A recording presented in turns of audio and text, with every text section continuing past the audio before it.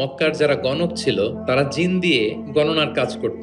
জিনদেরকে উপরে পাঠাতো, ফেরেশতারা কি কনভারসেশন করে এগুলো শুনে আসতো, এগুলো এসে গণকদেরকে বলতো, গণকরা এগুলো বলে বলে মক্কায় বিভিন্ন ধরনের সংশয় তৈরি করতো। কিন্তু যখন কোরআন নাজিল হওয়া শুরু হলো, আকাশের নিরাপত্তা জোরদার করা হলো, এখন আর জিনেরা উপরে যেতে পারে না। উপরে গেলে আগুনের গোলা ছোড়া হয় ওদের গায়ে। এবার জিনেরা একটা মিটিং বসলো, ওরা বলতেছে ঘটনা কি, আগে তো অনেক ফেরেশতাদের কথা শুনে এসে গণকদের বলে দিতে পারতাম, এখন তো এই সুযোগটা নাই, ঘটনা কি, হোয়াট হ্যাপেন। নিশ্চয়ই পৃথিবীতে এমন নতুন কিছুর আগমন ঘটেছে যেটার প্রভাবে ঊর্ধ্ব জগতের নিরাপত্তা বলয়কে আরো মজবুত করা হয়েছে। কি সেটা খোঁজো। খুঁজতে খুঁজতে খুঁজতে খুঁজতে একদল জিন রাসূল সাল্লাল্লাহু আলাইহি ওয়াসাল্লাম ওকাজের এক বাজারের দিকে যাচ্ছিলেন। দ্য মিন টাইম ফজরের সালাতে তিনি নামাজের ইমামতি করছেন। ওই সময়ে একদল জিন পাশ দিয়ে যাচ্ছিল। হঠাৎ তারা দাঁড়িয়ে থমকে দাঁড়ালো, দেখে যে আল্লাহ রাসূল সাল্লাল্লাহু আলাইহি ওয়াসাল্লাম কোরআন তেলাওয়াত করতেছেন। এই কোরআনের বাণী তারা কখনো শুনে নাই, তারা শুনে অবাক, এবং এই তথ্য নিয়ে জিনদের সর্দারের কাছে যেয়ে বলল, ঘটনা তো এটার কারণে এখন আকাশের নিরাপত্তা বেশি, আমরা আর উপরে যেতে পারি না। তারা বলল যে আমরা কি আজীব কোরআন শুনে আসলাম।